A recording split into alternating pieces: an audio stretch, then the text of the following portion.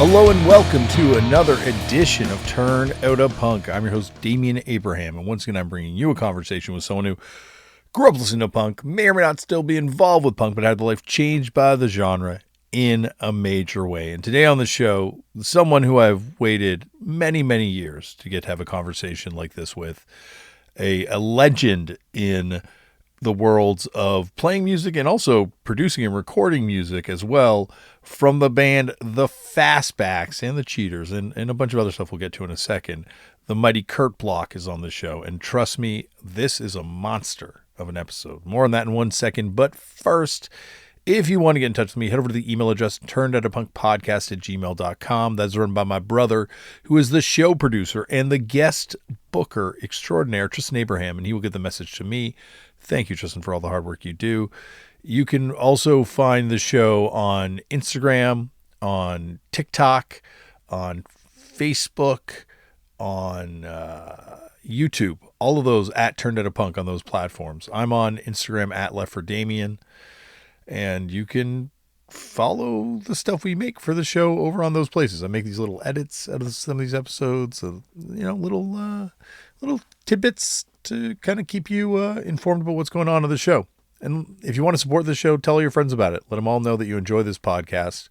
I also play in a band. We are called Fucked Up. We are going to be playing a show in Quebec, in Montreal, as part of Pouza Fest next weekend. If you're listening to this when this comes out, next Sunday, with Subhumans and Voivod. Oh my God, I can't believe I get to say that out loud. It's a free show, so if you're in and around Montreal, come on out, hang out. It's an incredible festival. It's going on for years, and this will be a fun time. You can find out more information about what's going on with Fucked Up over at fuckedup.cc. We've also got a Toronto show that just got announced. We're going to be playing a free outdoor show. It's only about free shows now. I think that's going to be the policy with Fucked Up. If we can't play for free for people, we're not going to do it these days. Anyway, find out more information at fuckedup.cc about all that.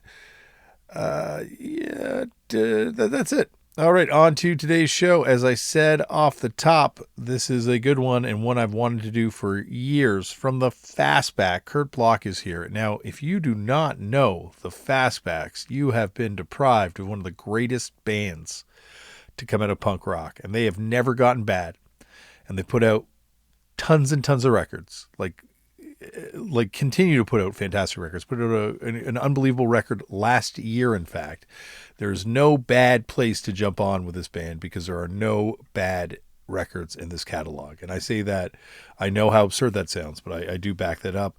For What Reason was their latest album, which came out, as I say, last year, but going back to that very first 7-inch with Duff McKagan on drums on No Threes Records, they have consistently put out some of my favorite songs ever. This band, I just go on pontificating about the Fastbacks for the whole podcast. But no, this is long enough, and Kurt is more than just a maker of great classic punk. He's also an historian, and this is a fun conversation about a proto-punk scene that I like to champion on this podcast, and I think some other people that have been on here, Mark Arm in particular from Mudhoney, also is a big champion of, and that's sort of the proto-punk scene that existed in Seattle. Toby Vale as well, we talked about it on her episode, and there's been a lot. People from the Pacific Northwest are hip to this, but I feel like we don't necessarily talk about it enough outside of this place. So this is one of those episodes where if you do not know about the Whiz Kids and the Tupperwares and all that kind of stuff, buckle up. Get out your notebooks. Give me a lot of notes to take on this episode. Go over to Bandcamp and check out fastbacks.bandcamp.com. Go over to Sub Pop Records. You can find Fastbacks records up there. Anywhere you can find a Fastbacks record, pick it up. As I say, I stand by this. No clunkers. Show me the new metal Fastbacks song. Show me the rockabilly Fastbacks song. Well, I can see how rockabilly could work, but show me the tasteless Fastbacks song, and I will eat my words. But until that point, I stand by that. I could, as I say, ramble on forever about this, but I'm going to let you sit back, relax, and enjoy the great Kurt Bloch on Turned Out a Punk. Kurt, thank you so much for coming on the show. Well, I'm very glad to be here. In fact, It is the start of a great day and a great week.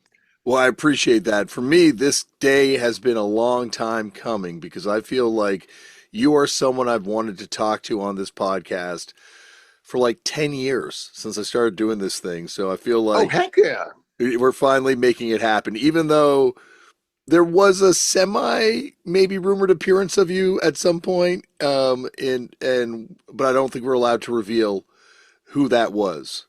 Oh, mystery outfit. Yeah, I had no part of that. No, no, That was absolutely. rumors only. Rumors, So rumors. this is very much your first appearance on the show. There's no question about this. Is the absolute first time. No other time has been happened. Well, in that case, let me ask you for the first time then, Kurt, how'd you get into punk? Remember the first time you ever came across it? What think? Um, really, there was.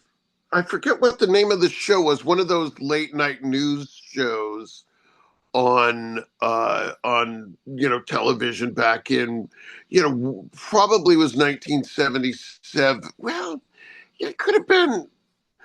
I'm not quite sure, but it was like a maybe a 10-minute expose on British punk. One of those late night news shows that were on, and I don't remember going back to it, but somebody within the last few months had just mentioned that as being their first thing that they had seen that talked about the British punk scene.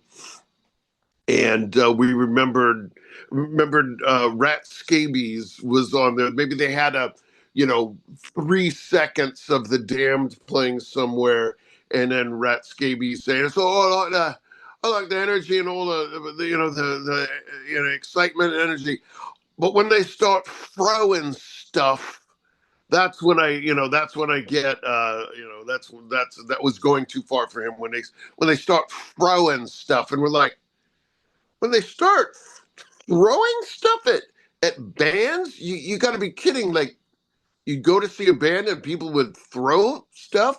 It was just kind of you're like, wow, what are they all talking about? And by that point, we did have at least the first Ramones album, if not Leave Home as well.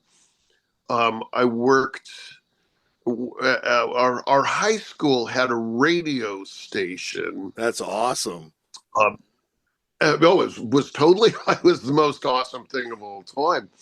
Um, and we didn't get every cool record that came out or anything like that. Sometimes we'd have to scramble and fight for promo copies of records, but we did. One of the records we did get was the first Ramones when it came out, and we're just like, wow, what is this? Uh, never never seen a record cover like this. Never, and we would have been 15, maybe 16, and put it on. It's like, wow, what kind of music is this? Because up at till that point, pretty much the music that we listened to. I mean, we like the the cool top 40 music that was kind of going, and but right in your mid-teens, like stuff like UFO and the hard rock bands that were out at that time all seemed that was pretty tough. And Montrose and Judas Priest, Sad Wings of Destiny, we were pretty super into music. So then comes along a record that's super puzzling. They're like, well, it sort of sounds like bubblegum music, but because of the beat, the rhythm was kind of reminded us of maybe the Bay City Rollers or something like that, which we liked them too. We liked all kinds of music that wasn't super pop. Anything that was super popular, we're kind of, yeah, I don't want that. But the first Ramones was totally puzzling. but we didn't have any backstory on it or anything like that. It was just this weird record that came out. Of course, you read Cream magazine and stuff like that, and there was also a couple fanzines in Seattle, in the University District, which there was a record store that traditionally sold import records and stuff like that. And there was a little. One day we go and there's on the checkout stand. There's a little box of 7 inches, little 45s, and I'm like, well, some of these things we've not heard of. I don't know. We like all kinds of music and stuff like that, but we didn't know. And then I remember seeing that thing on ABC TV news, something or other, and it's like, okay, the Damned, okay, and they talked about the Sex Pistols and stuff, and the Clash, and so maybe the next Saturday we were down in the U District and went to the store and bought a Sex Pistols 7-inch, the Saints. I'm Stranded.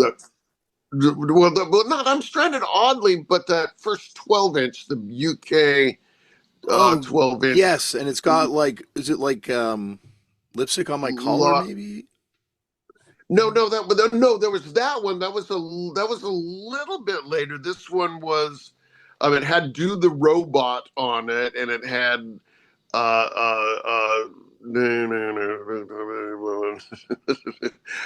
This Perfect Day, maybe. Oh yeah, okay. I definitely know that song. We've covered that song, but I didn't know that. Yeah. And because we looked at that and we'd never heard of that band, but it's like, well, that looks like something that we'd like, But it was, just that time of trying to figure out what was cool, because I think we had already tried to have a rock band. In my parents' basement, me and my brother Al and our neighbor Scott Dittman, and we loved the first Dictators album. That's awesome. So we were all about trying to learn those songs, and I remember we did the first 3 songs we tried to do them. We couldn't really learn them very well. The first 3 songs on Blue Oyster Cult Tyranny and Mutation album, Red and the Black, OD'd on Life Itself, and Hot Rails to Hell. And, it was just, I'm sure every, 16, 17-year-old kid has that same story of, trying to learn these songs, and you don't really know what you're doing, and it was really hard, but that's the music we listened to. And we also liked all kinds of music, we Yes Records and King Crimson and Emerson, Lake and Palmer and stuff. It's like, well, that's not gonna work. But then you get the Saints, and you get the first Clash record, and you get Neat, and you get God Save the Queen, and it's like, these songs are killer. They sound, they're tough, like that first Montrose record. They're kick-ass, high-energy records, but it's more like the kind of music that we could actually play. And we're like, well, that's kind of cool. Maybe, maybe we could take this. Maybe we could take this somewhere. And so that was, everything happened so fast then, too. Just think of the calendars and that show was, it was only like a month before this other show. Before everything was so compacted, and now I could go a week with barely even turning on the record player, turning on the stereo here, because there's so much other music bombarding you and everything. And an hour didn't go by that you didn't have a record on the turntable. Back then, always listening to something different, and always had a guitar, and always trying to figure stuff out. Especially that period of time, it's just so compressed in terms of, or so dense, I should say, in terms of how many bands, how much music was coming out. Like it was, I guess the only thing comparable to it was sort of like that '60s garage rock explosion, but you just all of a sudden were like flooded. It was like the floodgates were open. Right, and so much of that music, like there, you can still find an Eater single that you didn't know or something Yeah. like that. Like, oh hell yeah, this is cool. Look what I found for $2. This is awesome. There's just that sound, and of course, there's a wide variety of sounds of 77, 78 era punk bands, but it is very much like the 60s garage bands. You can still find stuff that maybe even was semi-popular. Like, you can't, nobody, I mean, I don't know, we weren't completists. We need to hear every band. There's always cool things to find that you didn't hear. It was also so regional too, right? Like if you didn't have this 145 happen to show up in your record store, it wouldn't show up on your radar. And there's so much stuff coming out that even now I still find it's regional. Like a band that you actually shared a member with in the Young Fresh Fellows, The Law. I had no Mhm. idea about that Law single till maybe 7 years ago, and it's one of my favorite records I've ever heard. It blows my mind. Uh, and, I imagine. I mean, of course, there are punk comps. The Killed by uh, Death and Killed by Death was Bloodstained. the most notable, and I have a few of those, and it's just great to put on something. It's like, wow, this is my new favorite song. It was recorded in 1978, and I have to find a copy of this single, you know, at any cost. Which of course it's not any cost, because I'm not really buying $200 45s at this point. But And then some you are the find. and some are now $2,000, right? Like it's for Right, crazy. right. But I mean, I have friends that are like, we do DJ nights and stuff. Yeah, I got this. It was only $300. Like, only $300? Like, what do you do all day that you can be buying $300 45s? Just not, something that I'm going to be doing.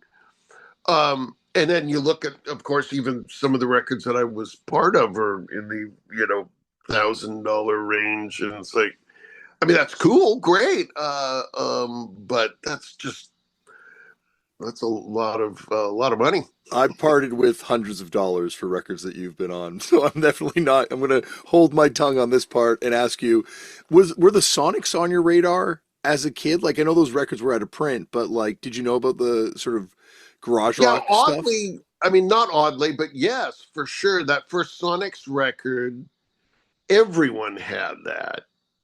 And now every copy was absolutely trashed. But, Psycho and the Witch were always on people's radars, along with, tons of those other ones. But those two songs for sure, um, like if we'd get together with a different group of people, or there's one club in Seattle, the Gorilla Room, not the later Gorilla Gardens, but the Gorilla Room was actually a bar, and they had some touring bands play there, but all of our teenage bands would play there, and for some reason they just didn't check anyone's ID, or nobody really cared until they started to get hit by the liquor board. But I just remember on several times we'd get a call from the guy that booked the bands at the Gorilla Room, and they would generally have three bands, on a night, and this would be 1980, 81. And they'd say, "Do you have a band that could open tonight?" Whoever was going to open canceled. Could one of your bands play? And like, oh no, but you look around the room and there's, three other people in the room. It's like, you guys want to, and it's, noon or one or something like that. do you want to play at the Gorilla Room tonight? Okay, yeah. We make a fake band name and say we go down the basement and learn 10 songs, and Psycho and the Witch were always, they were always right there, because I swear everyone had that record, and I just laugh thinking of they were all just trash, but it was not a. It was just a great record by this mysterious band. Everybody knew the Sonics, but nobody knew anything about them other than that, and Sonic's Boom were just records that everybody loved, and that's it. Nobody knew anything about them. We knew they were from the Northwest.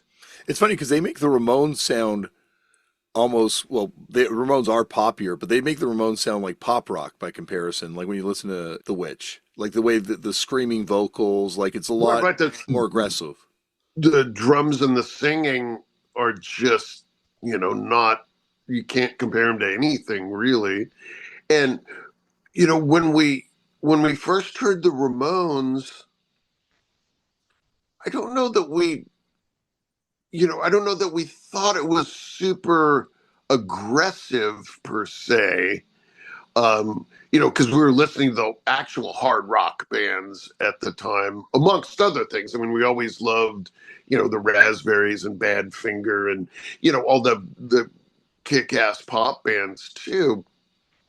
But the Ramones sounded even, so different. And then the first time that we saw the Ramones, it was like, okay, this absolutely changes everything. There's, from this day forward, there's,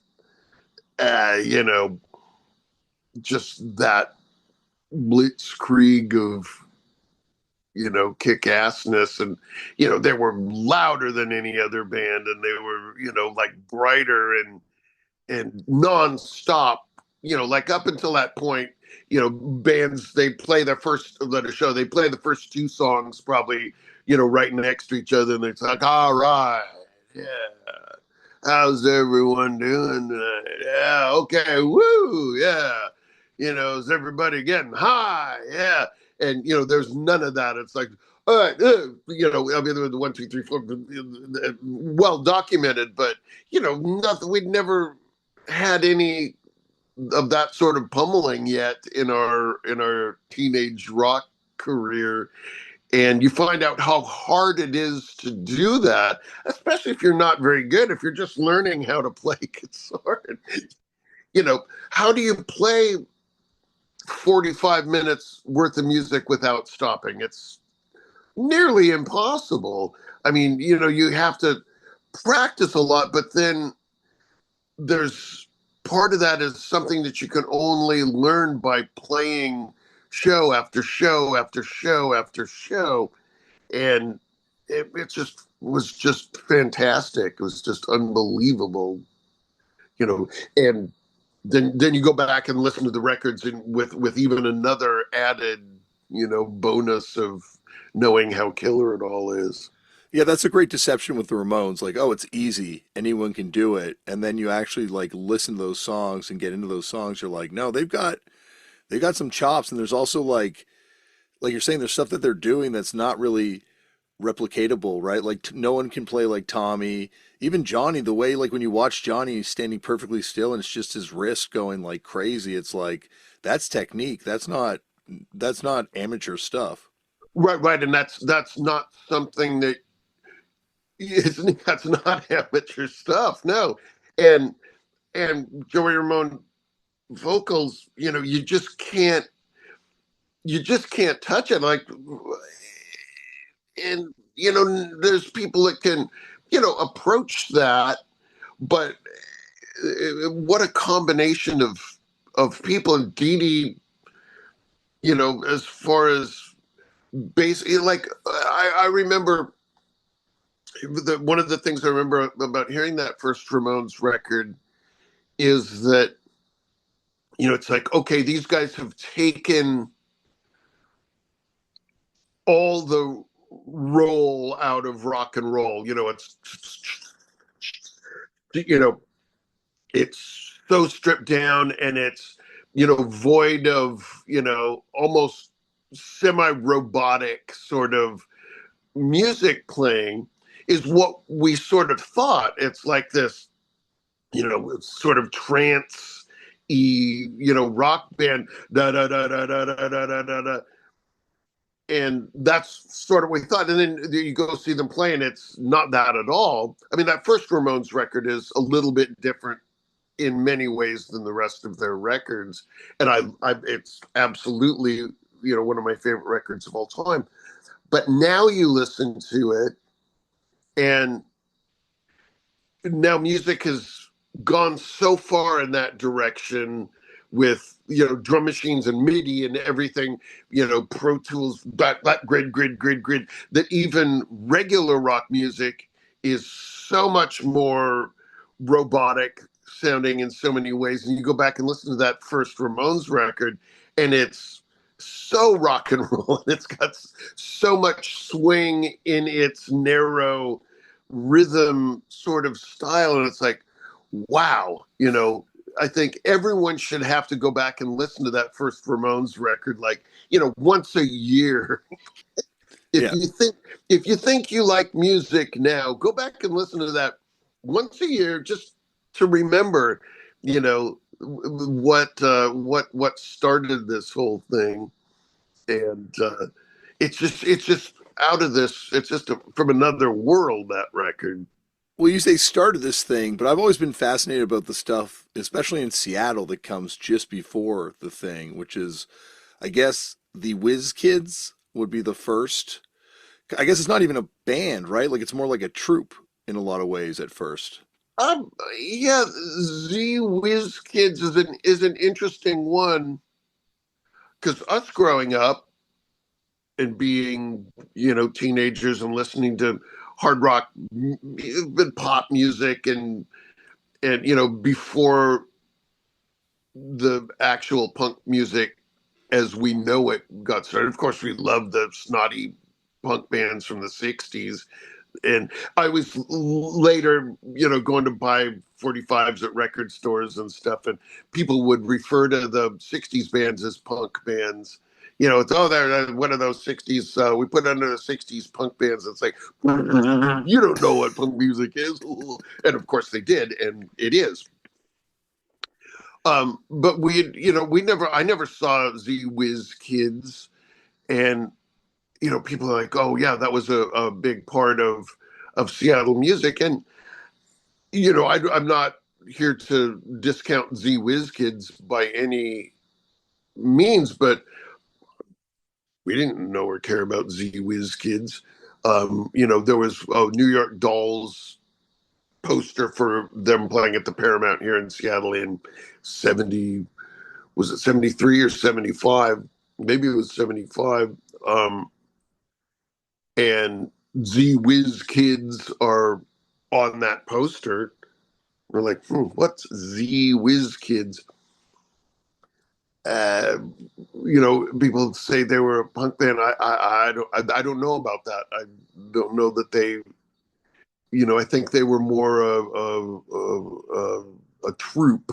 Did they have any songs that have anything to do with you know punk rock? Or I could almost imagine them being more like maybe the Tubes or something like that, where everything is funny and everybody's got costumes on, and I don't know.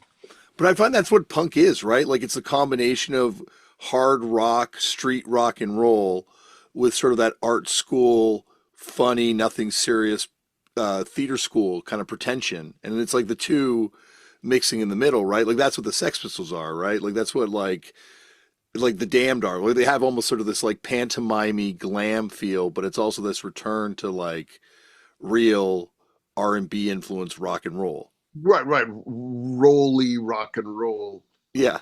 or ish, because like you think of the 60s sort of punk bands, and they had a little bit more, like so many of the 77 era punk bands didn't have the R&B, the sort of soul footing that the 60s bands did, yet they couldn't entirely do away with it, which is why even the killer amateur punk bands from that era, just still sound so cool. They were probably trying to, we have nothing in common with those previous bands. We're doing something new, and in so many ways they were, but it wasn't so new that it didn't have a little bit of, actual party music in there still. Oh, absolutely. Which is good. Now, having not heard the Wiz, because I believe there's a tape of them playing at the Paramount opening for Alice Cooper in 1971. Yeah, I listened to that where they ruined the show and they got banned forever by Alice Cooper. Apparently, Alice Cooper was livid afterwards. And it's like, well, okay, it's not fair to compare that. And that's all I know. And it has little to do with punk or music at all, really. But it does connect to the stuff you're doing, right? Because there's like a member of the Morbies. What are they? I'm sorry, probably Morbies? Yeah, like one of their dudes was in the first lineup, along with obviously the guys from the Screamers, and then two dudes from the Lewd, I think, were in slightly later incarnations of the Whiz Kids. Right. Maybe they were not on our radar really at all. They were just this name that people would bring up, and I would love to hear anything. Maybe they could be my new favorite band. Yeah, well, that 71 show may go to prove otherwise, but yeah, because they go quite late, right? Like they go to like the mid 70s. Like I think there's like stuff they had a lineup in like 75 even. Well, that's what I'm thinking. I think maybe it was 75 that they opened for New York Dolls at the Paramount here, and it's on the a famous poster that I don't own one, but I've seen it reproduced places. So that I think that was it could have been 70. I think they played here 73 and 75, but and then what did definitely. That mysterious 1976 year. Yes. I wanted to talk to you about that because I'm fascinated by like the telepaths and the Tupperwares and then the Mises and O. Henrys, I guess, are the other those are the ones that I seem to see posters for at least. Oh, the Mice. Mice. Sorry, it's the Mice. Yeah, yes. there's the Mises are Joe Mises. Yes, who you also recorded. So I didn't mean to confuse that. Right. The Mice. Sorry about that. The Mice. Jim Bassnight, I believe, is the Jim Bassnight was the singer and guitar player in the Mice, and they opened that first Ramones show at the Olympic Hotel. Which is, a fantastic story. Oddly, I didn't go. And whatever, it was, early 77. So at that point, we would have easily had the first two Ramones albums and liked them. And I think Lulu and Kim both went from the Fastbacks. And the Mice opened that show. But of course, that year of 1977, that was sort of the most.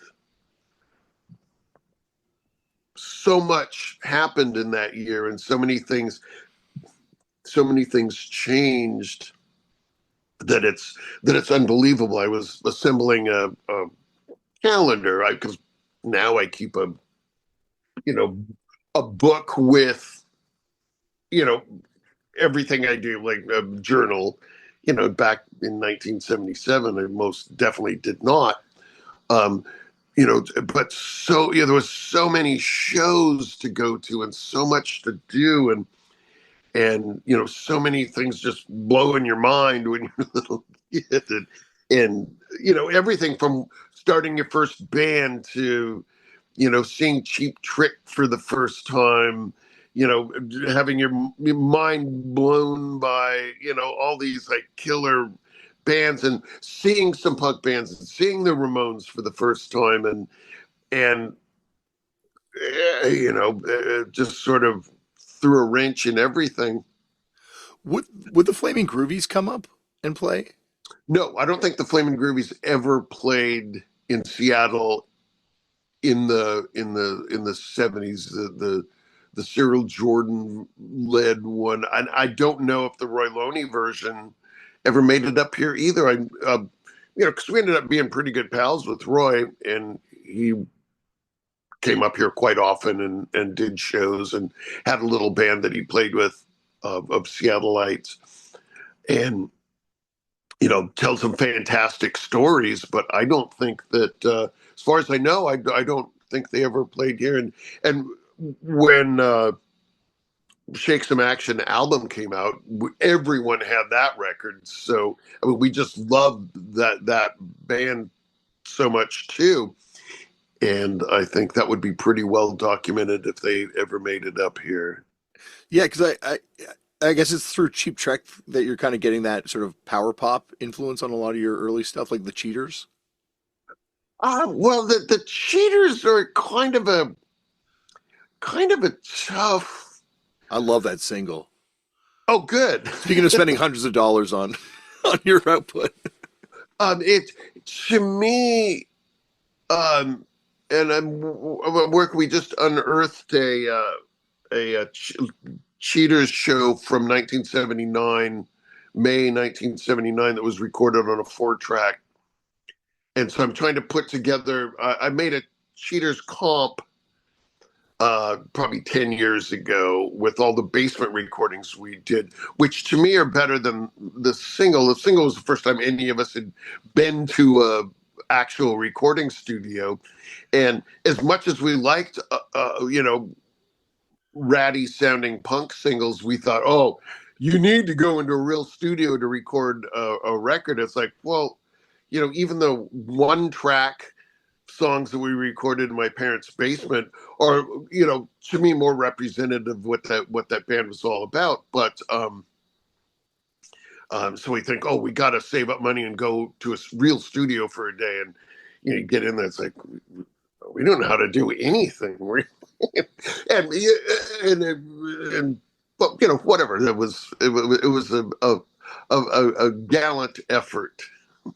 it's interesting because that first wave of Seattle bands, being the Telepaths and I guess the Lewd and like a lot of those bands left really early on, and it's almost like the second wave of bands, which and maybe I'm speaking out of turn when I say that, but I mean like yourselves, like the No 3 Records stuff, like that's when Seattle really kind of has a scene that, at least as me as an outsider, like post Seattle Syndrome compilation, I can start finding a lot of those records, the Jim Bass Night single and stuff.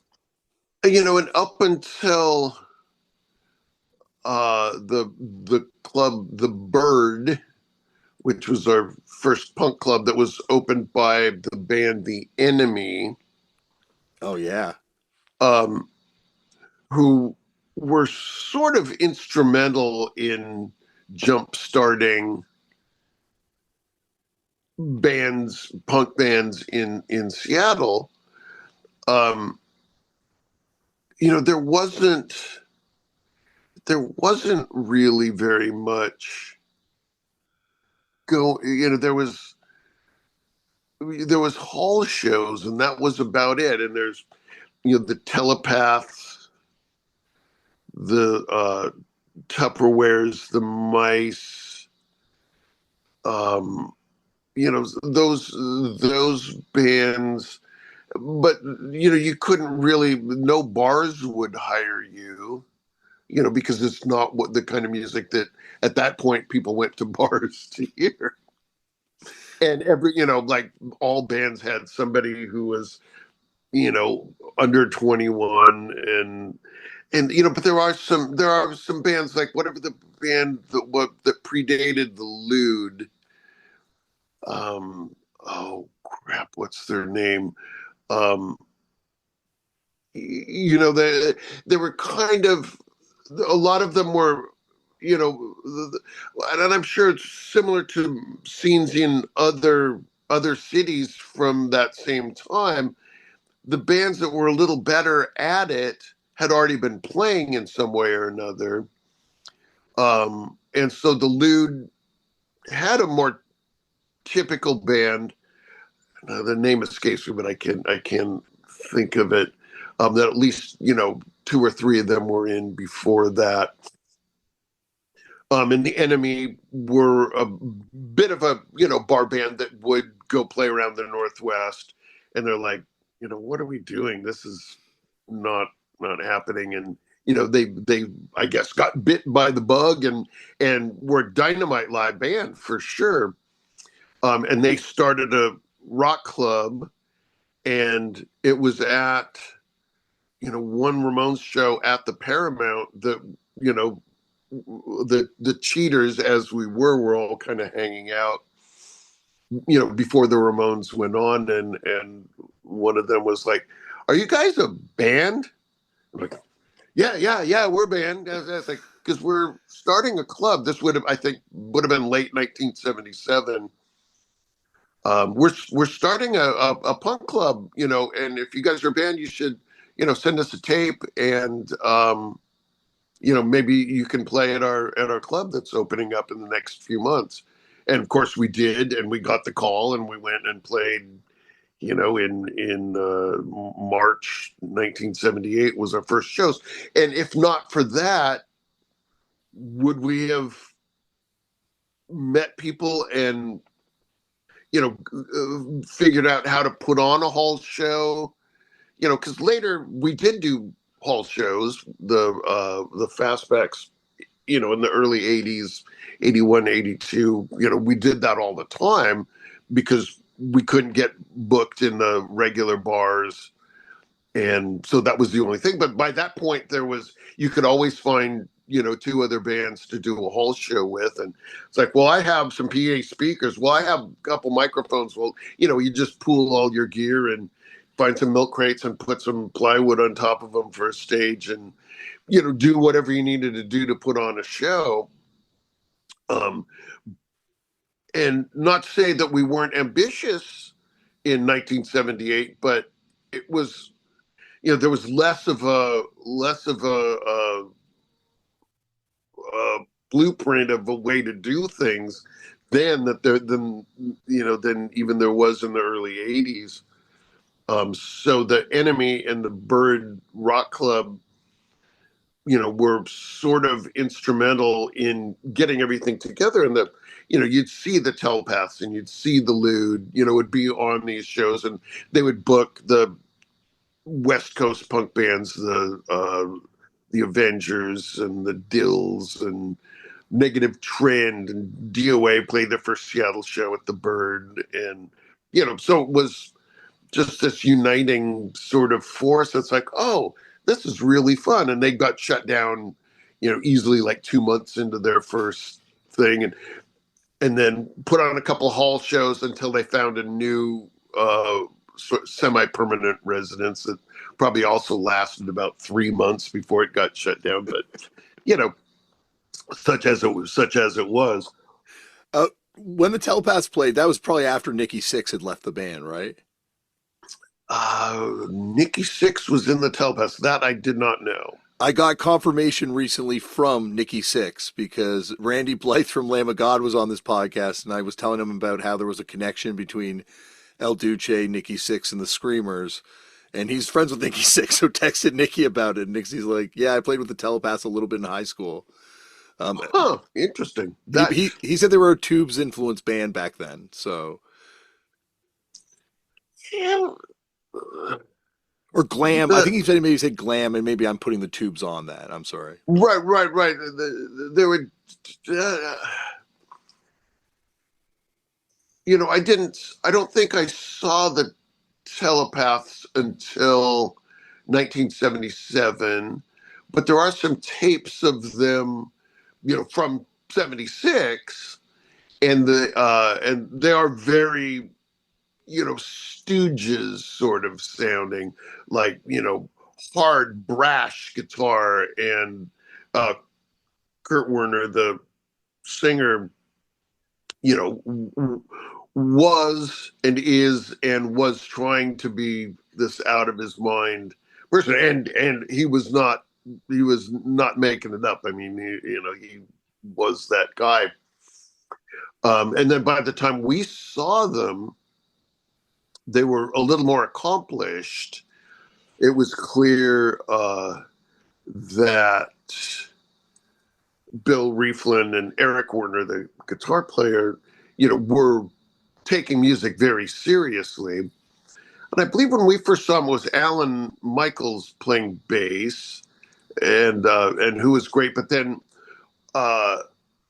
he started his band, the Radios, not long after that, which was Kim from the Fastbacks' first band. It's wild how you're all connected. Like, it's so fucking. That's what I love about the Seattle thing, is that it's like such an interconnected web of everyone in every band. Like, it just feels. Oh, absolutely, because we were all. There was a few of us that were still maybe in high school, but so many of it's just like, well, you have so much energy and so much time, and you gotta do something, and there's only so many of us. I had to laugh because Bill Rieflin, being the drummer in the Telepaths, who kind of blew up, when Skinny Bunny Ministry too, right? Well, there was a mid period, like whenever the Telepaths stopped. The Blackouts, I guess, was the next band. The Blackouts was the next version of that. And by the time the Telepaths hung it up, they were really they were basically full-on prog band. And would play this super high energy yet super complicated music. And I think what happened is the singer, which was the guitar player's brother, Eric Warner guitar, Kurt Warner was the singer. I think it was just too much for him. I think that they would play their music and he would just, do something over the top. And he was, by then, very theatrical and, wear a rubber outfit with a gas mask and slink around and do his thing. But I don't think that, I get the feeling that maybe he never really settled on any lyrics or anything like that. It's just like this music played and he did his thing, which maybe wasn't exactly what the rest of those guys had in mind. And so the Blackout started, which, and they kind of just basically restarted all music. They were not prog music at all. They were, more British post-punk, even in 1979, whatever they were next phase of music, and the rhythms were different, and there was no screaming lead guitar and there's no blistering riffs. It was all very stark and cold and like that. And we loved the Blackouts too.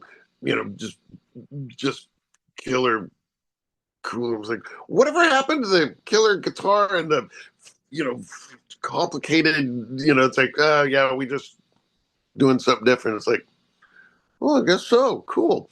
And they clearly grew tired of the not getting anywhere in Seattle, which was a common thing. I think at some point the Enemy, kept going and kept kicking at the doors, and nobody was getting a record deal, nobody was getting anywhere. But meanwhile, all the bands would come through, and we had a new venue starting in '79, the Showbox, which would have the touring bands. You'd get Iggy, you'd get the Undertones, you get 999, you'd get all the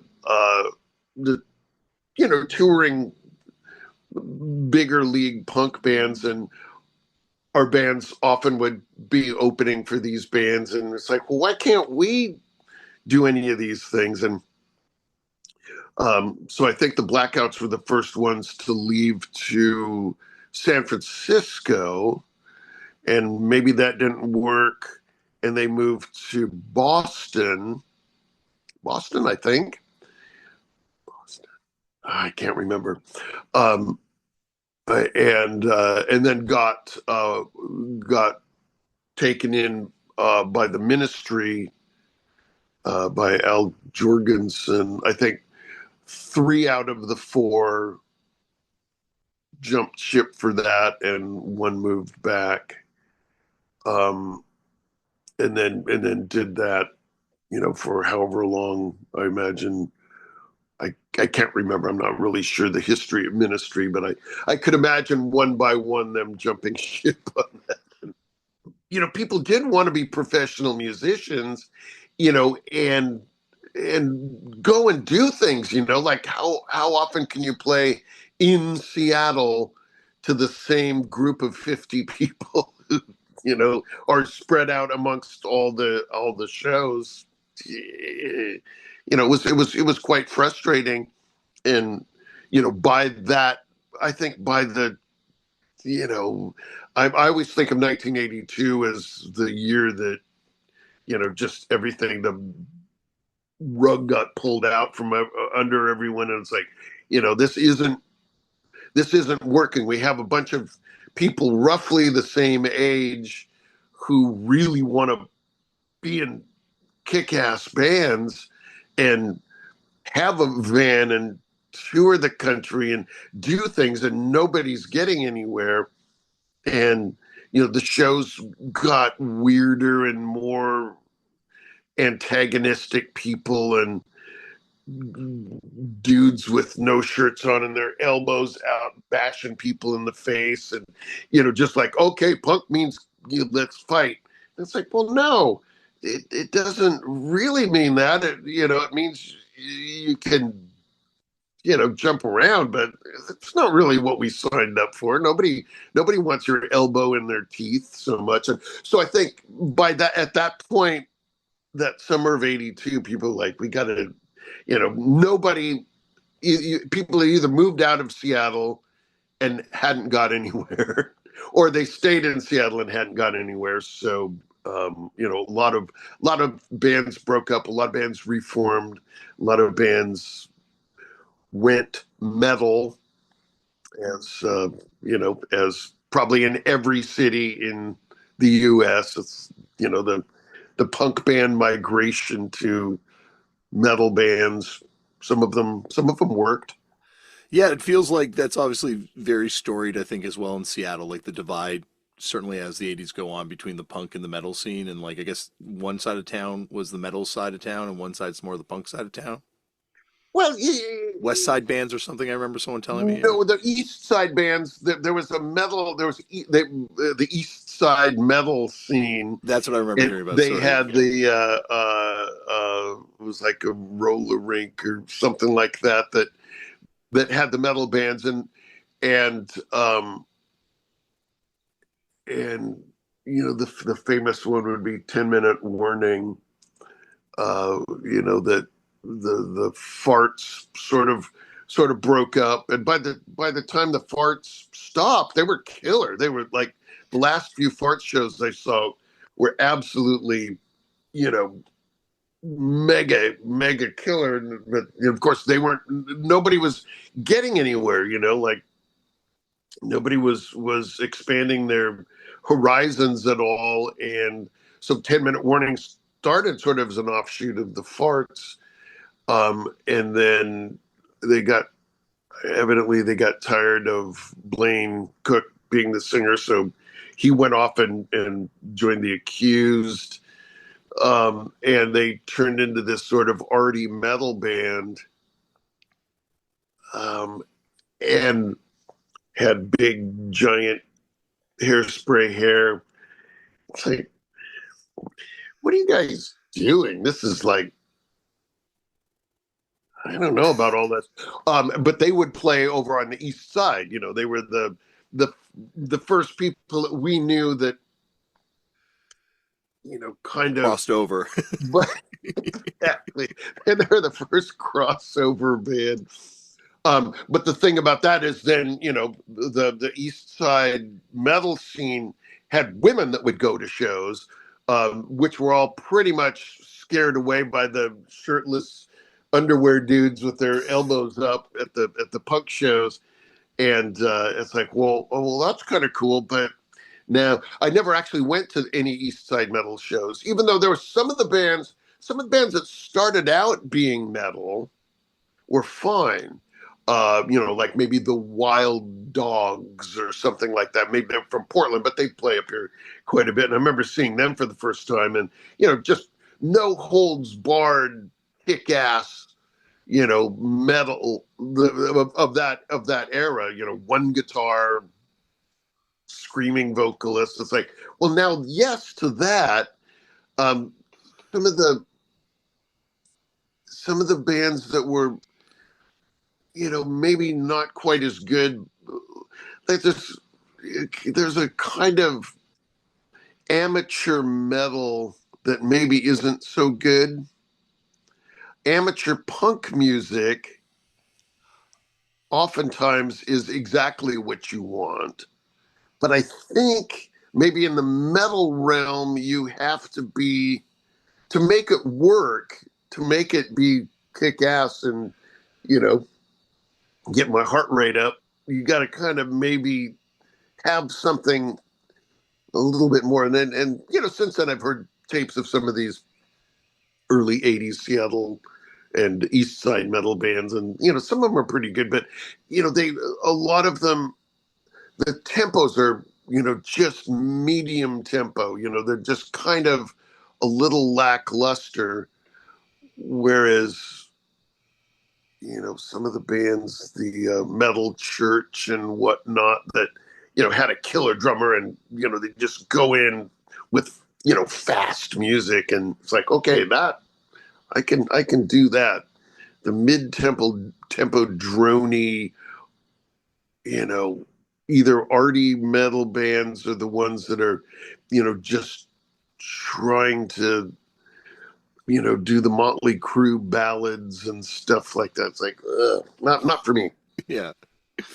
Yeah, well, I guess Metal Church did have a member of the Lewd in it, right? So I guess that accounts for a little bit. That's true. Kurt Vanderhoof was I think he was the bass player in the Lewd the first time I saw the Lewd. I think he was the bass player, and you know, the Lewd were kind of tough because I think for me they were maybe a little bit trying too hard to be punk rather than just playing the kind of music that they would play. Mm-hmm. And I don't know if that's fair to say or not. Well, the single's called Kill Yourself, and it's an anthem about how you should kill yourself. So I do think they were very much leaning into that sort of shock side of punk, or at least that's what it seems like. Yeah, it's like, and, you know, so the Lewd, you know, just like, you know, I'm Johnny Rotten, you know, repersonified. Maybe they were just trying a little too hard, but we did like the fact that they sounded good, and you know, the music sounded tough. They had a good drummer and bass player and guitar player and stuff, and you know, they sound. We liked the sound, but it's just like they were never our exact, you know, favorite band. But, you know, going back and listening to them now, I probably would think, oh, that sounds killer, you know, and maybe sort of funny too. I think the Max is another band like that just has one single that I don't know anything about the band, but that one single is so good. Like that Cowboy song is fucking awesome. That band was absolutely stunning live band. You know, we would go see Max band any time that they were on any show. And let's see, I think when we first saw them, there was just three of them. And then, and we didn't know any of them. They just, this mysterious band that had that song. And their song that's on the Seattle Syndrome, I'm 37, is absolutely stunning. They were, very, really good. Maybe there was four of them, because I think Colin McDonald played guitar, Angus played bass, and they had another guy playing like one of those synthesizers with little colored pegs that you put in, or maybe that suitcase one. They had a song called I-5, which was, just sounded like no other Seattle band. It was a little bit more almost like Kraftwerk with with a guitar player and real singer. It was very, sort of trancy, sort of, I don't know. They were just a wonderful band. Yeah, like it's funny you say that because they have a real UK DIY kind of quality to them, like that sort of experimental, kind of arty, like it sounds like UK proto indie stuff almost. Right. And absolutely. And like so many bands that are trying too hard and trying to be weird, we were always, being teenagers, we were always skeptical of people who were trying to be weird. And like the Telepaths were weird, but it was clear that that singer was not trying to be weird. He just was weird. Yeah. and scary, and not like a creep, not that kind of scary, but he's just a weird guy. And so that all worked for us. The bands that were trying to be weird was not necessarily good, but Max Band, the singing was good and they wrote great songs. I mean, and there again, that's so important. The music can be as left field as you want, as long as the songs are cool. And everything about the Max Band was cool. Well, I thought.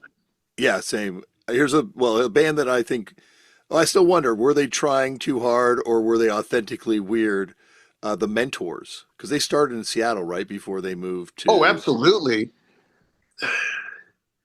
Mentors are kind of a tough one because we were buddies with Eldon Hoke, was a mutual buddy of us and our neighbor friend, and so we were absolutely aware of them, and they would play some of the same punk shows. They were on the bill,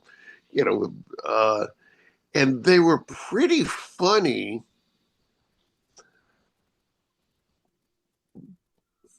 I just don't know if it wasn't long before people just started to get a little creeped out, I think. The musical and lyrical climate of 1978 was quite a bit different than it is now.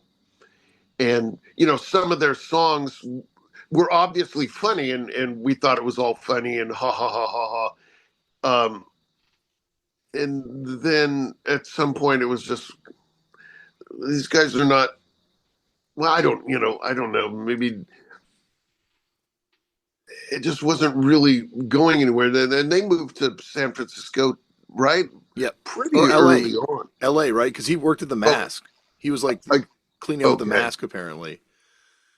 Interesting. So that would have been, seems like they would have been gone by 79 or something, maybe even. Yeah, maybe even end of 78, right? Like it Could be. It's interesting because there's like the Lewd move, the Screamers move, the Mentors move, and it's like all those bands are, and I guess the Blackouts kind of become like a new Blackouts, yeah, they thing. probably moved, a year later, but that would make sense because there's a pretty legendary-ish show, Hall show of the Mentors, the Cheaters, and Ice Nine. Yes. If you have the Ice 945, which is absolutely killer.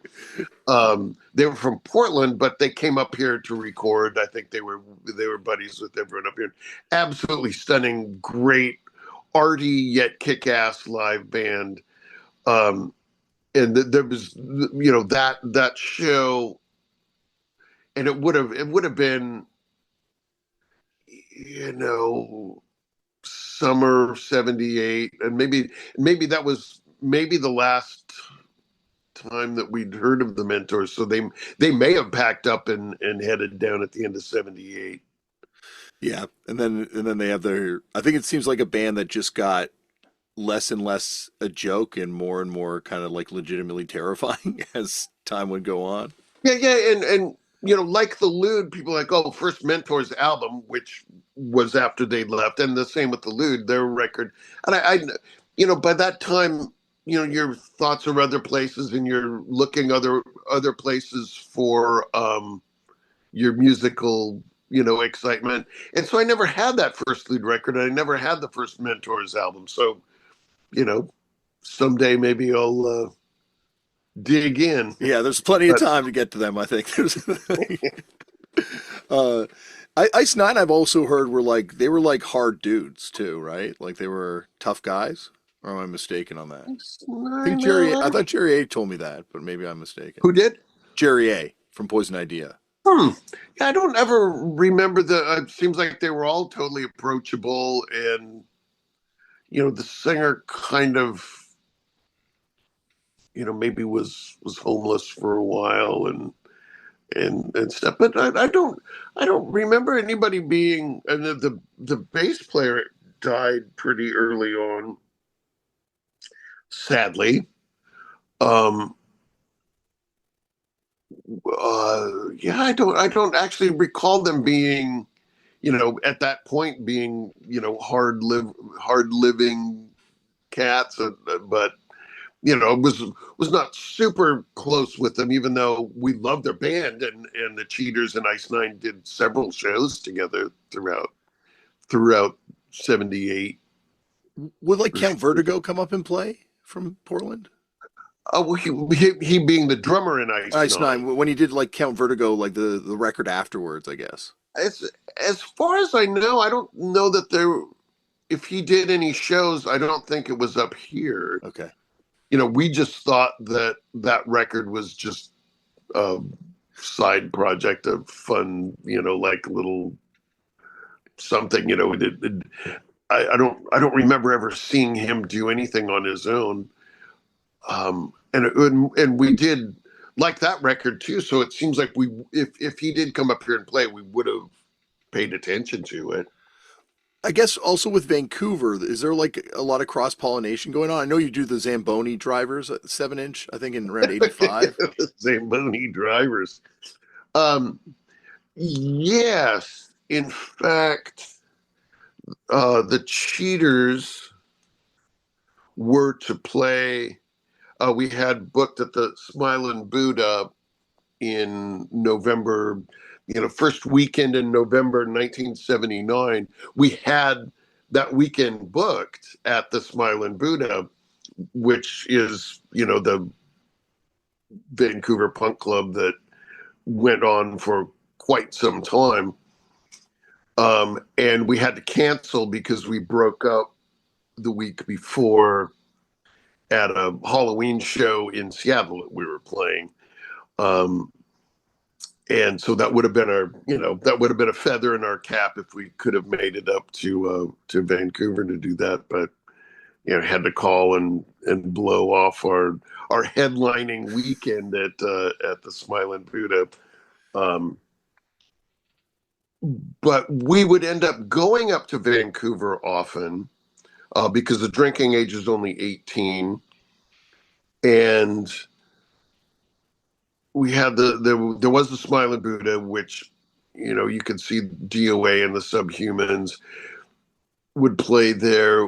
There was the Commodore Ballroom, which, was bigger than the Showbox down here, but, similar classic old ballroom, and some bands would play there that wouldn't play here, or if you really like see Girls School in Seattle, and it's like, well, let's drive up to Vancouver and see their show at the Commodore, or 999 or the Dickies, or some of these great bands.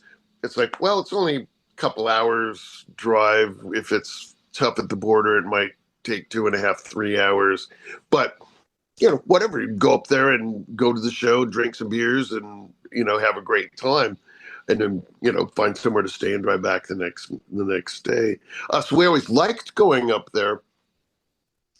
And then once the Fastbacks started, it was pretty early on, maybe early 1981, that we started going up to Vancouver to play. And I think it was the year 1981 we played more shows in Vancouver than we did in Seattle. Just because, it was just more their kind of music. Like here, it seemed like there was just the hardcore bands, which we didn't fit in with them so much, and then the more pop bands that would maybe get shows in bars. They weren't having any of our antics at that point. But then we could go up in Vancouver and play at the Smiling Buddha, Friday and Saturday night, or some of the other places, and meet some of the other bands from Vancouver that I don't know. We just were a little more successful there, and we loved the Pointed Sticks for sure too, who were an early band that would come down here, as early as 1979. And maybe even 78, they might have played down here that early. But we, go see them, and, had those 45s, and, just the sort of kick-ass pop music aspect of it that was maybe slightly underrepresented in the Seattle canon. Yeah, I guess the Modernettes as well, and Slow Modernettes, even a little later. Absolutely. Yeah. It's also, you brought that pop scene. I found it really interesting that there is sort of this other, much more commercial, more new wave scene that's happening on both sides of the border around that time. Like Chris from Pansy Division was on the show, and he used to play in a band. Now I'm blanking on their name. I think it's the Attractions. Yeah, for sure. And then the Cowboys were another band, I think, that was kind of, there was a comp that also has 5440 from Vancouver on it, who are, I guess, on that sort of much, or not much more, but slightly more commercial side of new wave. Yeah. Oh, absolutely. And no, the Attachments. The Attachments, that's it. Thank you. Yeah, that was Chris's band. And a lot of those things sort of sprung from that early 80s frustration with nobody getting anywhere.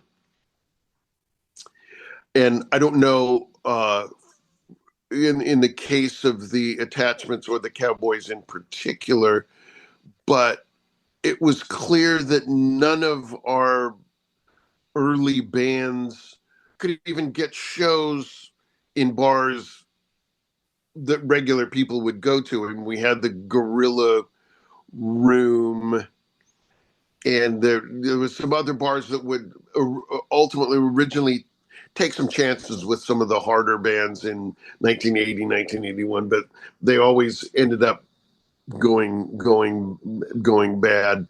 And I wasn't 21 yet, so I never got to go to see any of these shows that are now for some people legendary.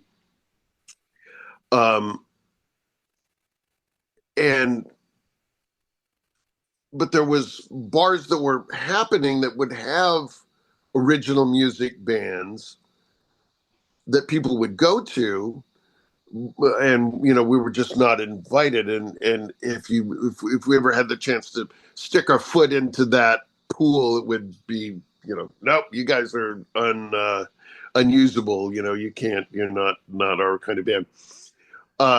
But the bands like the Attachments, and I think the Enemy started a new band called Big Fun, and the Cowboys were, all bands that maybe started with the idea of, being energetic bands, but able to play for regular people, and people that liked music, and maybe at that point new wave music was a little, had been accepted as being okay. And so the Cowboys were a rock and roll band, which was something else that sort of sprung out of the punk rockers. And a lot of the guys in the Cowboys had been, in bands that maybe predated the actual punk bands, like the, rock and roll sort of bands that might have started in 1976 or something like that, before there was this punk style that, if the difference of a year or two in somebody's age made a huge amount of difference then, because it would sort of dictate what kind of music was going on when you picked up your first guitar, and what kind of options there were for your first band. And now, there's so much has happened in the last 40 years that it matters way less. But, back then, being a year or two different was a huge difference. It's funny you say that, though, because I find it still does matter. Like, it's interesting, like, I kind of was in the wave of kids that got into it post Nirvana, or like as Nirvana's exploding. So I benefited from that. Nirvana was repping punk bands, and, but then there's the generation after me that got into it through the Green Day explosion. Then the generation after that got into it through the Blink-182 explosion. Now we're at a generation that got into it because of the Limp Bizkit explosion, or these bands that are so far removed from punk that it's right. And you think of, really Nirvana was an explosion, because they were a killer band, had killer songs, everything about them was great, and that is a really good thing to make you want to pick up the guitar. Yeah. Oh, it was great, and it was like. And they were, Kurt's wearing a homemade flipper shirt when he appears on Saturday Night Live. And, Green Day as well. Green Day always made sure to rep for punk bands. And, even Blink-182, like, brought Bad Religion out on tour. In their own way, they were paying it back to sort of where they came from. But you definitely don't see that with Limp Bizkit, because I don't think they, or like any number of bands it got so far removed from the thing that it is, I guess, like the thing at its core. Right. And for sure. And I suppose that lineage of Nirvana, Green Day, what was the next one? Blink-182. Blink-182, I guess. And then you have Korn it's because I do the podcast now. So I'll interview, and you can always talk to people and you can find out like their generation of when they got into it, because there's like a band that will explode and everyone's sort of like attracted to the thing. And kind of, digs down deeper. Some people get involved in the underground and stuff like that. And it becomes, I think that's what you need to kind of replenish the pool every once in a while. Is you need these. Yeah. And that's good. It is, sort of funny to think. You think that we had the Damned and the Sex Pistols and the Clash and, Black Flag, and we had, we had the West Coast punk bands too. But the big names, the big explosive ones, the British bands, we saw the Ramones. I almost got into somebody's car to drive down to San Francisco to see what was the last Sex Pistols show. And I was like, I don't have any money, like what? But I'm sure a ticket to get into that was like $6 or something like that. But where, where are we going to stay? And oh, we don't know. It's like, no, I'm not going to do that. No, I wish I had for sure, but there was like in 1978, there was not that many options to go see bands, and so that was a little bit on the tough side. We didn't. There was none of that music was on the radio or on TV or anything. You had to, you had to dig pretty hard to stay tuned to that sort of scene. Well, it seems like it was like for that point, I think a lot of the explosion came from these sort of like salacious news reports, like you talked about earlier, where they all of a sudden it was like splashed on the news. Yeah. Look what's going on in England. These people are fighting at a music concert. They spit on their rock stars over there, and yeah, they hate everything. It's like, yeah, what more could you ask for if you're 17? It's like, yeah, I hate everything too. Yeah, cool. Yeah, it's the best advertisement they could have done for this music with those news reports. Exactly. And then you also had like Don Kirshner's Rock Pile with the Ramones playing on it that time, and Saturday Night Live. I guess Saturday Night Live with the Clash. Saturday Night Live had bands, but yeah, the of course Don Kirshner's rock concert and Midnight Special, mm-hmm. and that's all.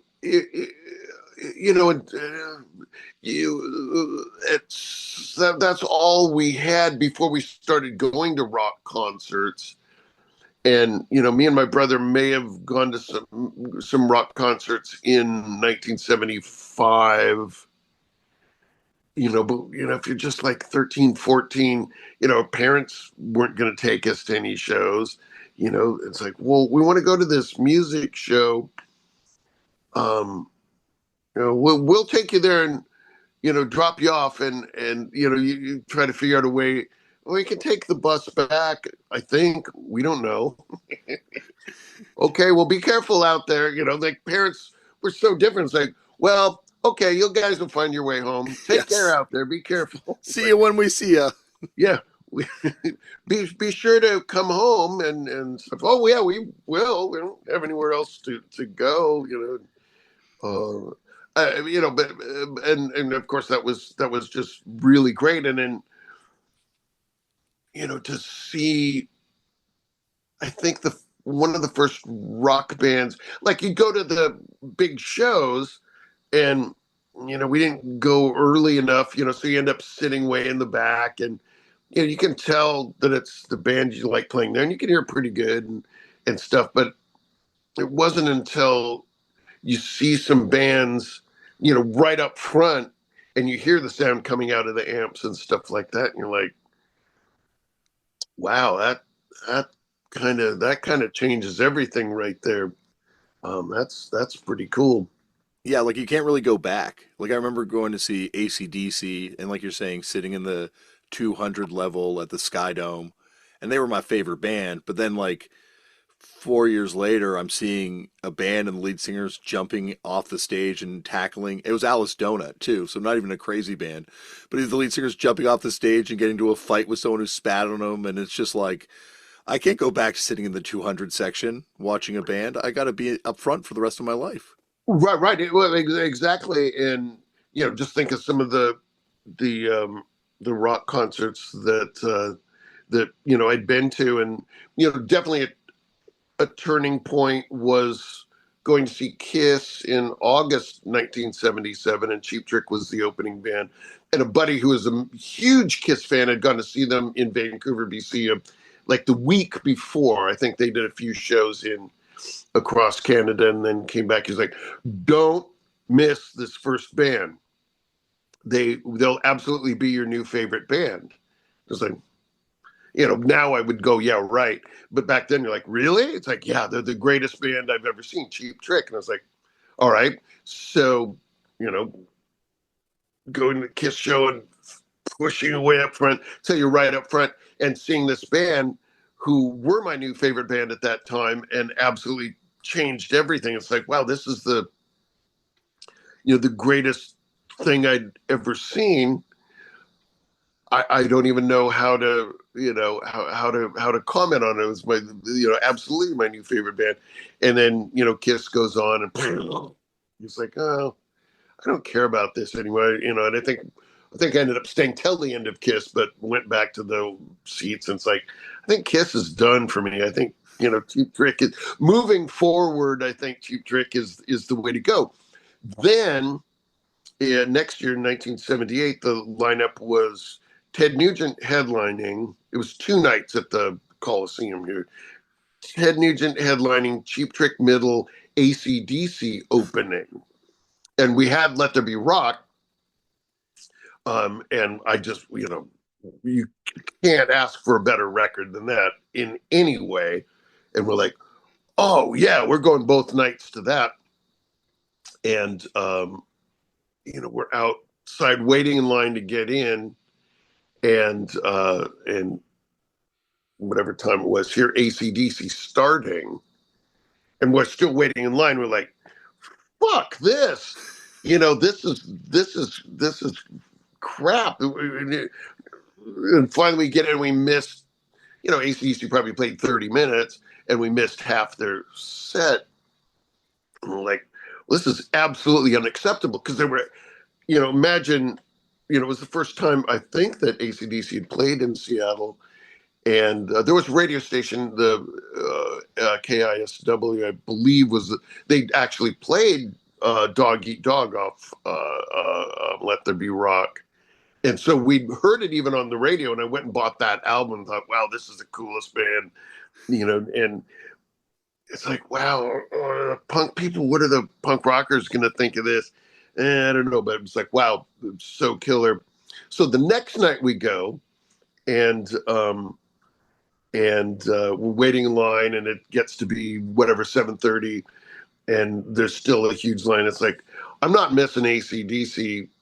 I have a ticket, but we went and snuck in. We, did a pretty good job learning how to sneak into some of the concerts. And even though we had tickets, we still snuck in, because it's like, I'm not going to miss AC/DC waiting in line, for this. They're, it's too good. And then watched Cheap Trick, and then I think we bailed on Nugent, because at some point it's like, I don't care about that anymore. But then maybe not the next night, but the couple days after, in Portland at the Portland Paramount Theater, there was no Nugent. It was just Cheap Trick headlining, AC/DC opening. And we're like, we're going down there. We're seeing that. And I think Power Ridge was out, because I think they started with Sin City. And, AC/DC played extra long set. They probably played close to an hour. Cheap Trick played an hour. And we're just like, oh, this is what the year 1978 is all about. Sort of in parallel to our punk rock style. I find it interesting, AC/DC's connection to the punk rock thing, though, because, like, there's, of course, that infamous show where they went to CBGB's, and like you're saying, like, it was like, what will the punks make of this? And they blew everyone away that night. And then they played a show in LA with the Dogs, like the Detroit Dogs, opening, and it was like definitely like kind of a punk vibe show, like proto-punky kind of vibe show. And then when I was in Australia a couple years ago, the guys at the record store Vicious Sloth showed me a poster for an AC/DC Australian tour from 76, maybe 77, and it says AC/DC 100% punk rock, and it's in green and pink, kind of like Sex Pistols, Nevermind the Bollocks kind of colorway. So there is like this weird, like, they aren't punk obviously, but there is sort of that, like, I think they're the Australian proto-punk, like they're the Australian Stooges, I guess, in the way that they inform what came after it. And was it in Punk magazine, or one of those 77, 78 era? Must have been the New York Punk magazine. They had a little article, about AC/DC, and because you don't really know what to call anything. You either thought it was killer or you didn't. And maybe the interview was like, so are you guys like, what kind of, are you a punk band, or whatever? It's like, no, we're a rock and roll band, period. We're not any of those things. We're just a rock and roll band. And maybe they weren't a punk band, but they were punks. Yeah, yeah, exactly. I think that's the thing, especially at the first wave too, when it's before it all gets codified and it's all like this is punk, this isn't punk.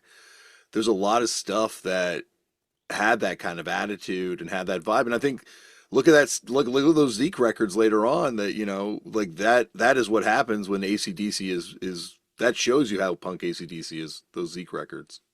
Right, and of course the other band that is parallel is Motorhead. Yeah, yeah, But it took people a while back then to come to their senses. If you know what I mean, like AC/DC was still into the early 80s sort of reviled by the hardcore punk rockers, as was Van Halen.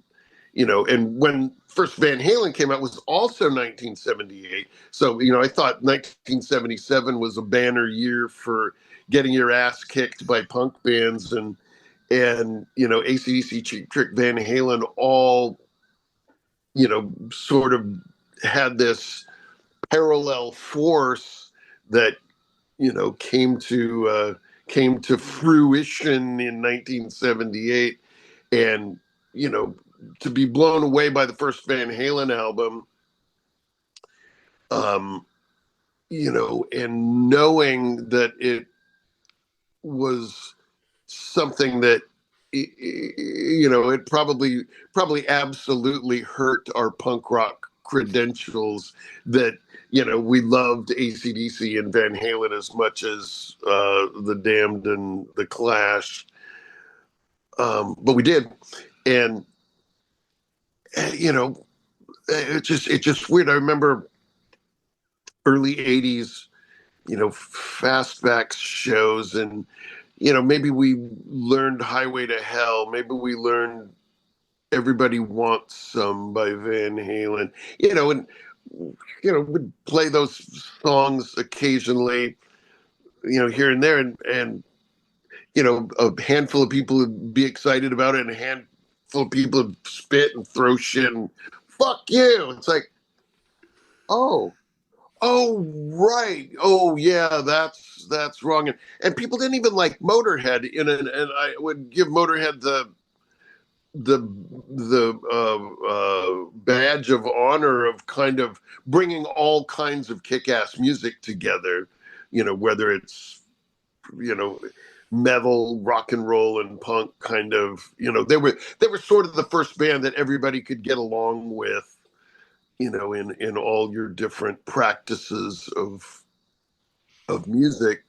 And sadly, there's not anyone that, it's a band like Zeke might sort of carry that torch, but, and I love Zeke, of course. I love those guys, and we'll see them every time I can till the end of time. But Motorhead absolutely, they were as singular as AC/DC, as being hard to quantify, really. Yeah, and Lemmy would always say in interviews that he felt more at home with the punk bands than the metal bands in a lot of ways. Like he would, Yeah. and I think that's like the thing with Seattle when people are like, oh yeah, like grunge is like this fusion of punk and metal and this thing. It's not. I think to me it was always like punk, but taking these sort of like outlier primary source influences like Van Halen, like AC/DC, like Kiss, and wearing that openly on your sleeve and kind of reinterpreting and bringing it back into the punk music and bringing it back into the music. Right, and also the the Sonics and the Wailers, and the sort of in some ways sort of the scummy Stooges, MC5. Grand Funk were a band that were absolutely reviled by everyone. You know, when we were growing up, it's like any Grand Funk record was in the 10-cent section instantly. And, you know, I remember I was like, well, you know, what about that red cover Grand Funk record? That's pretty good. Why are you guys hating on that? That's pretty tough, you know. And you know, being at indie record store in San Francisco on Haight Street one day, this would have been, you know, probably later in mid '80s or something like that, and they were playing Grand Funk live album. No, it had to have been the early '90s. Because I was just thinking, it's like, I'm going to tell somebody this is Nirvana, and they won't be able to argue about it, you know, because it just sounds like a semi-crappy recording of a killer band. It's like, and you know, they're just playing as fast as they can, and it's super exciting. It's like, you know what? Why is there the hate for Grand Funk? You know, because at least the first 3 Grand Funk records are pretty good, you know.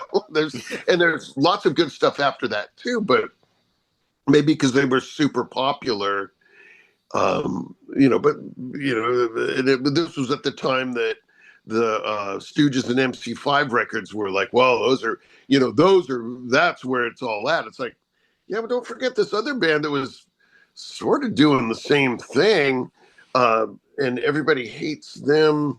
Yeah, they still do. You know, it's like, but I think the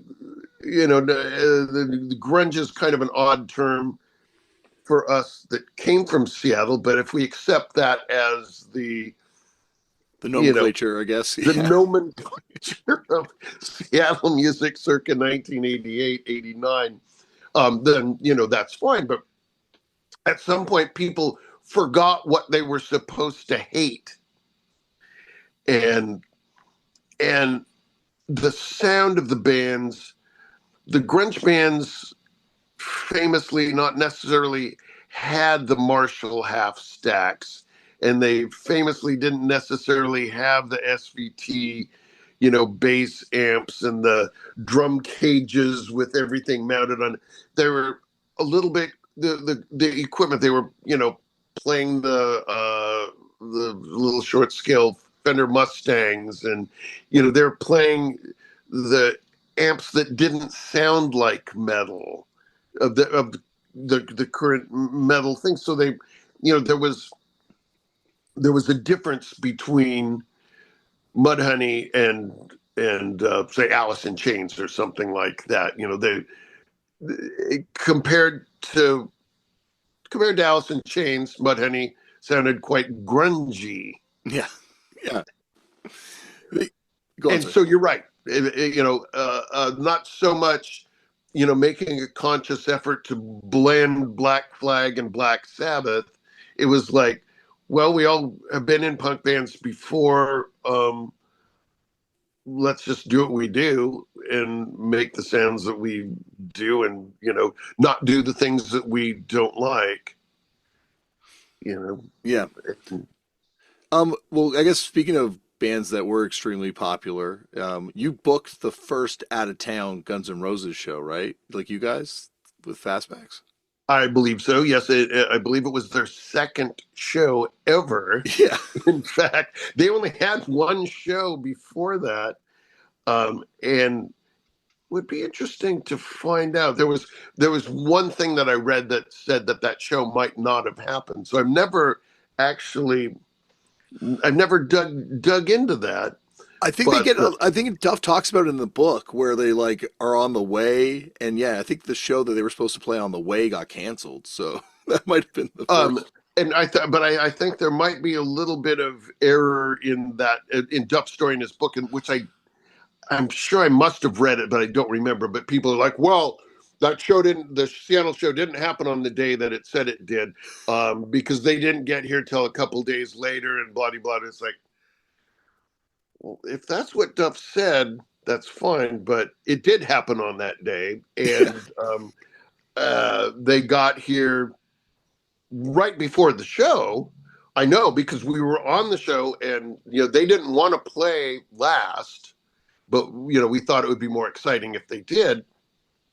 So we put them as the headliners, which was good because they drove up to the venue in their van that they're driving from LA to Seattle did break down, and they did have their buddy go and pick them up and bring them. And they got to the show, they went on maybe a half an hour late, um, and used all our gear, which is all fine, but it did happen on that night.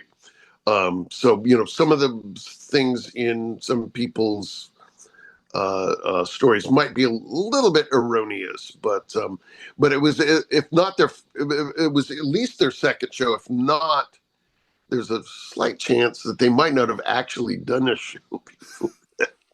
I think, and they probably did, but and there's a show in the other room that night, right? Like I think the Melvins are playing in the other room or something. Yeah.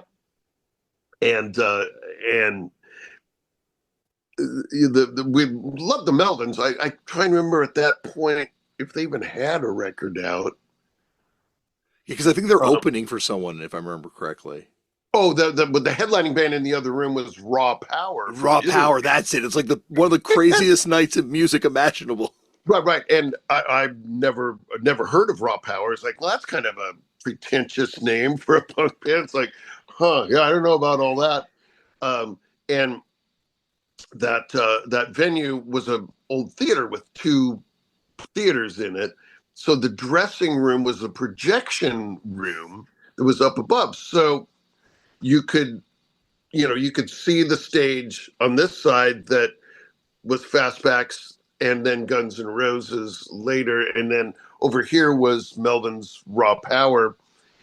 And, I remember Guns N' Roses being okay. And I'd never heard of Raw Power, let alone hear them. And it just like, okay. I've been served. So the next day I went and bought that album, and it just there's other great records, but I don't know if there is a better opener than State Oppression. Just like, holy crap, when a band is that killer, it's pretty hard to argue with. And arguably the best use of a cowbell ever in hardcore.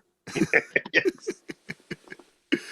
But that's like, if I was going to think of a perfect night of music for me, Fastbacks, Guns N' Roses, Raw Power, and the Melvins, I don't know if I could top it. Like that is, and it's also like, what a predictor. Obviously the Melvins being, a surrogate for Nirvana and what would come there. But like between you guys representing sort of a more pop informed approach to punk, Guns N' Roses being that sort of like metal outgrowth kind of thing. Yeah, the hard rocking, Raw Power being the, raging the hardcore, double finger, just hardcore, but hardcore plus. They were, and this was what 1985.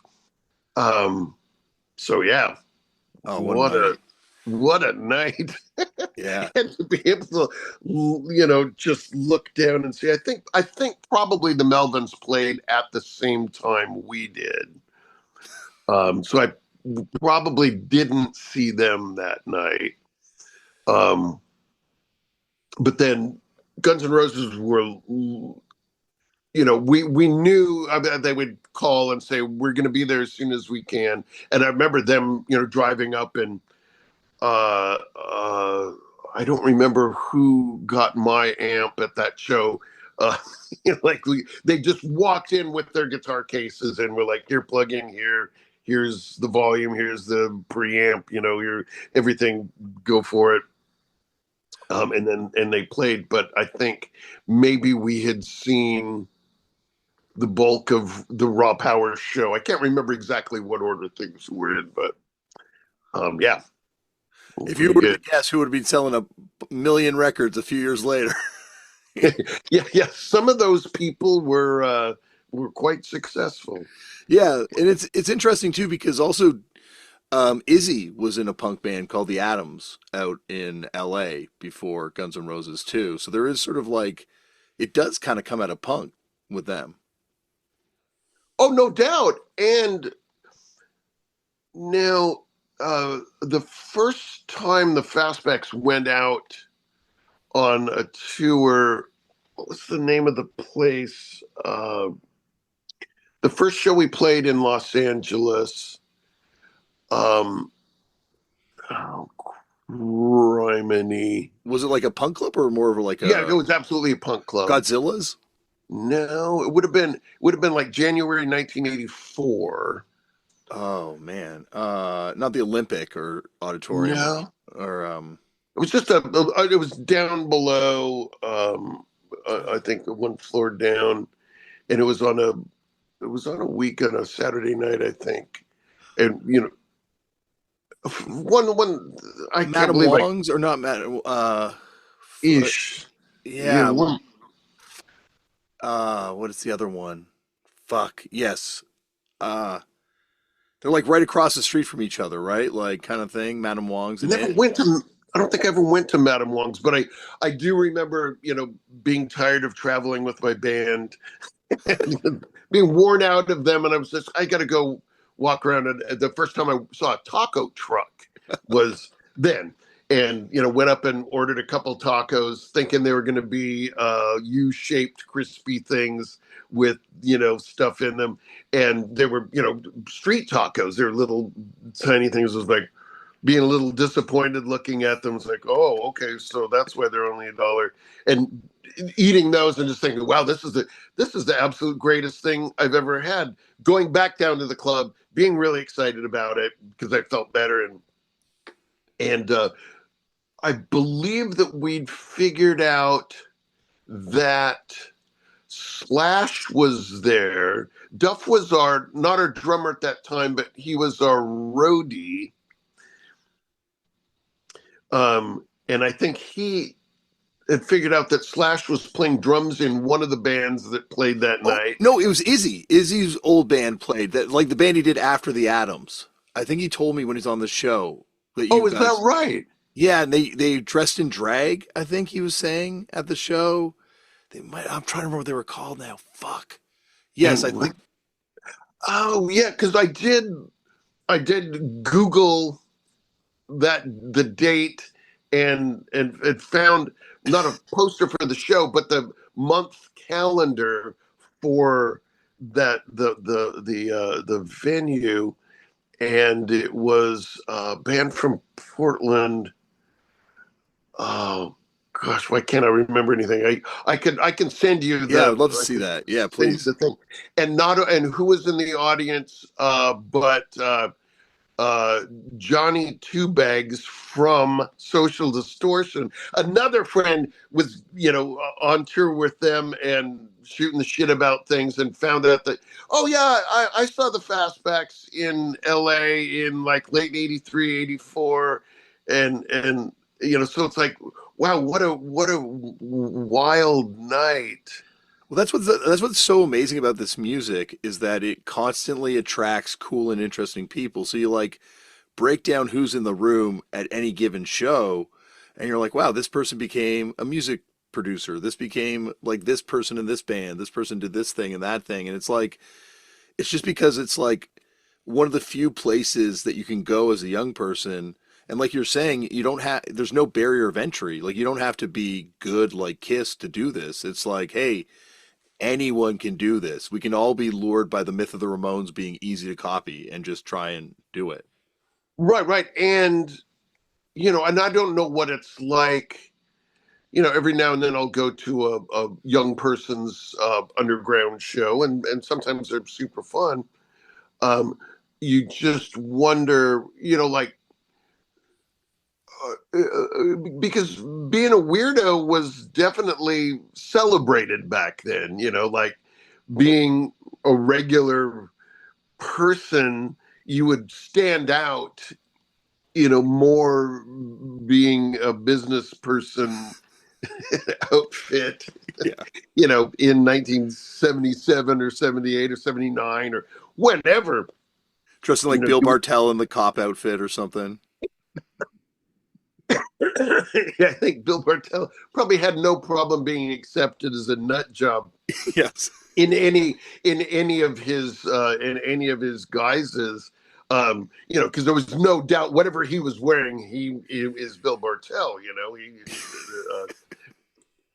and just the excitement of people. What was it? And it was, you know, I suppose ultimately sort of an exclusive club to a degree, but you know, anybody that loved music and was there and had fun, you know, it was an easy club to get into. And if you knew anything about any bands and you could start talking about a band from Los Angeles that you'd seen that was cool or something like that, you know, instantly, okay, let's go. You know, here's a thing for my next show. Let's have some fun. I think it's still obviously the way we ingest music and the way we acquire music, and that's all changed very much. But I think it still is this place that provides young people a place where you can fit in. You can, because I wish my kids were involved in punk. Like I got 3 kids, and I think I was like a scared straight program for them. I was way more effective. Having a punk rock parent is way more effective than any of those scare news programs that were aired back in the day. Like Right. if you want your kid not to be a punk, just be a punk yourself, and then they will have no interest in it I guess afterwards. like we don't like your kind of music. Not at all, Dad. Please stop playing this. Can you play something that we like? Yes. No.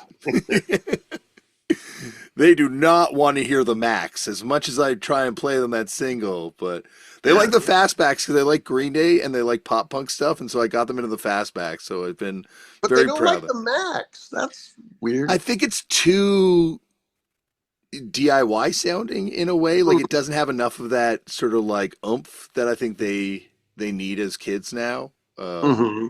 I'm saying this like I understand it, but yeah, no, they Right, definitely. right, right. Maybe it's how I played it for them too, where I sat them down in the basement and forced them to watch a record spin around on the turntable. Like I think that was my first mistake.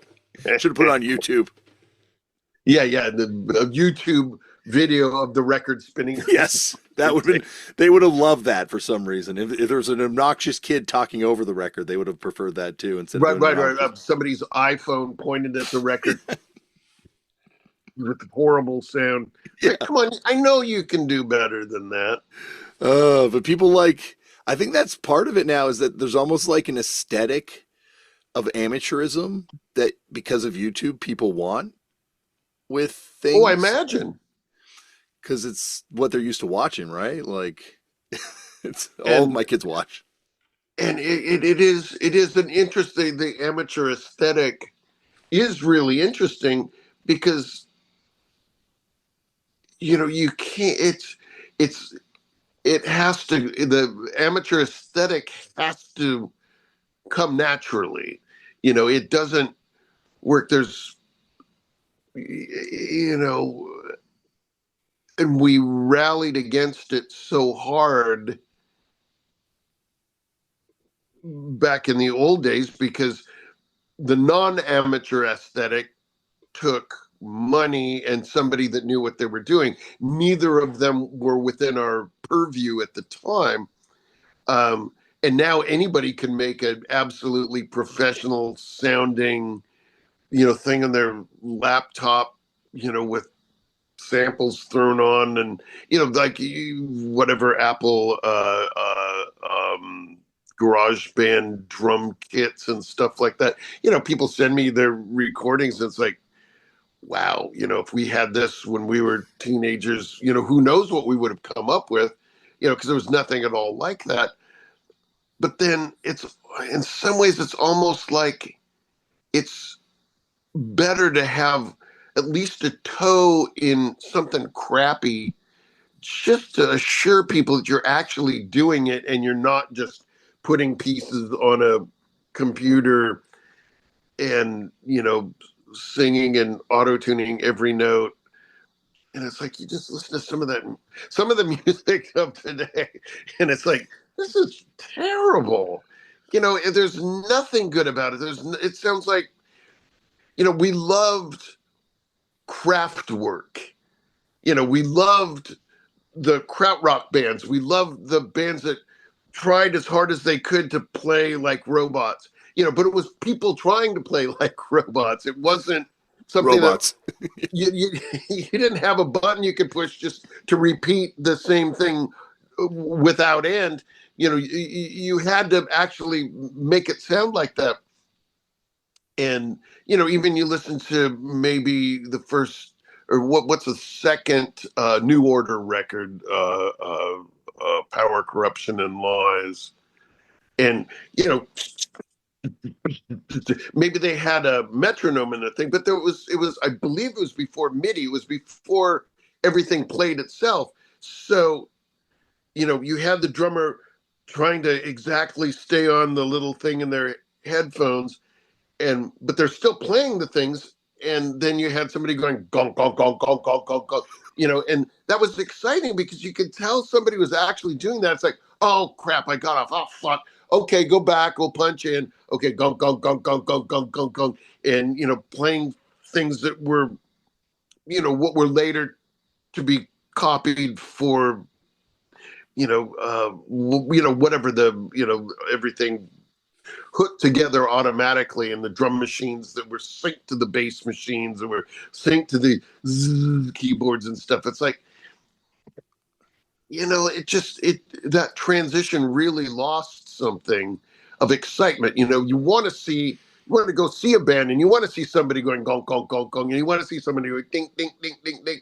And you want to see the drummer trying as hard as they can to sound like a robot. That's excitement to me. Yeah, yeah. And I think that's the thing. It's an honest expression that way versus a sort of facsimile of an honest expression. Right. Oh, we got this one good part. Okay, just have that go over and over and over. Not saying there wasn't some great records made like that. It's like, okay, it's just one thing over and over again, and somebody, talking about some crap over the top of it. It's like, well, that can be a good record. Yeah. But some of the pop music that's made like that is just, not any good. I don't think. I was just thinking about this the other day. It almost doesn't matter if it's robot music or somebody bashing on a drum set that just got the drum set last week.